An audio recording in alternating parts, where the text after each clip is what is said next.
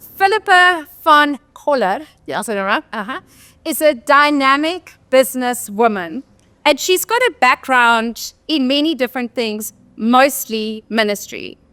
She is a CEO of a couple of companies. One of them is the Boss Babes Foundation, and now launching the Boss Babes Bro group as well. She also owns the beloved magazine, which is an amazing magazine for women.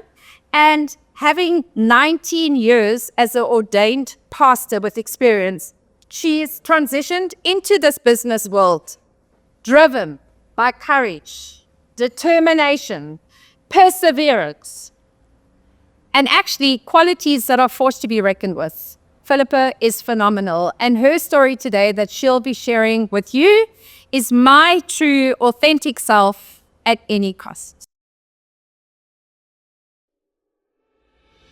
I'm 43 years old, and I'm rushing home for Zoom meetings. I check my phone constantly for messages, and when that phone call eventually comes, the butterflies are uncontrollable.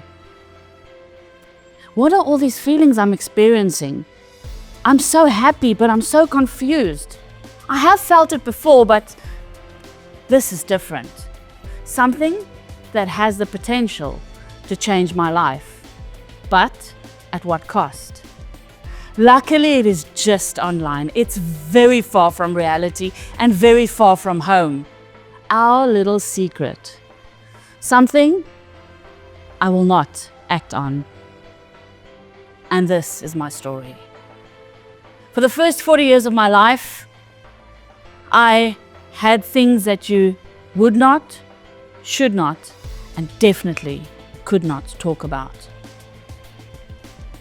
I grew up with my mom and my sister in the house, and occasionally visiting dad over school holidays, and then not to mention the birthday and Christmas calls every morning that I had to mentally prepare myself for. My mom was my absolute rock, my confidant and my best friend.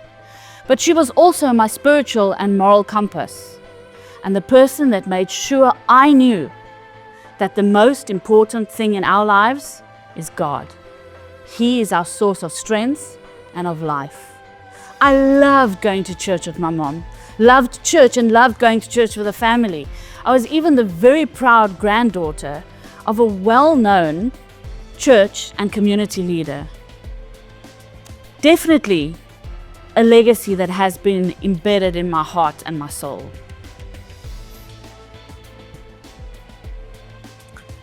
So much so that I decided that after school, I'm going to go into the full-time ministry. I'm going to become a pastor, maybe the senior pastor of my own church one day. And then, of course, I had to take it a little step further. I want to have the big international ministry, the likes of Joyce Meyer, changing lives as I go along. My dad did not like that idea. In his sphere of life and of his ideas of doing things, a girl like me does something secretarial until a man sees you in a field of flowers, plucks you, and then you are exactly where you're supposed to be. Married with children, the white picket fence, and all the trimmings. The perfect life. For me, not so much. Well, being the determined person that I am, and loving the song of that Frank Sinatra sings, "I'll do it my way," I put myself through Bible school at night, but very afraid of what Dad would say. I did do my 9-to-5 job during the day.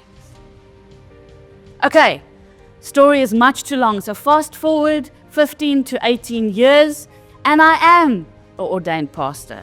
No, not a senior pastor, and definitely not the likes of a Joyce Meyer, but hey, nobody's perfect. Speaking about perfect, 2.5 years ago, I walked into my boss and then senior pastor's office, and I told him that I've got a challenge with my sexuality. We looked at each other in amazement. The shock, what did I actually just say? But then we had to face the music and dance. His questions were, but It can't be. Is it true? Isn't it just a phase that you're going through? Isn't it just something that you're just lonely? It can't be.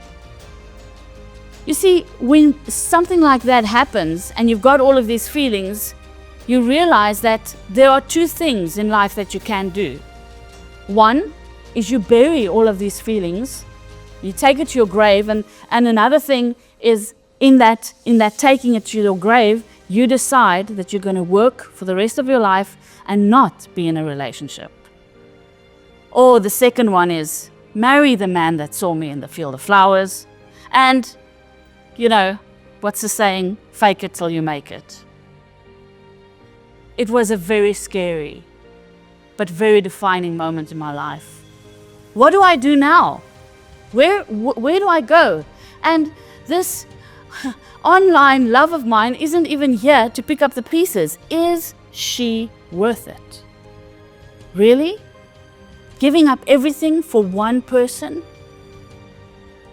My mom, my sister, my family, my friends, of course, they were all fine with it. Because, Philippa, your sexuality doesn't define you. And we love you for who you are. So that was okay.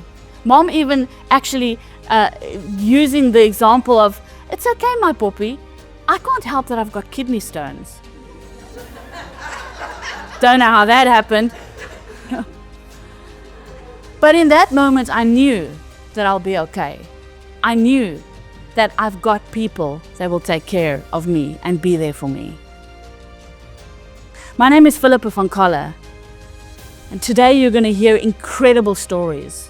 Stories of guts, stories of how they reached their full potential, stories of loneliness, and stories of how they entered into this incredible people that they are, me included. One thing I want you to know is the stories that you're going to hear tonight are going to be stories that can teach you a lesson. Learn from it.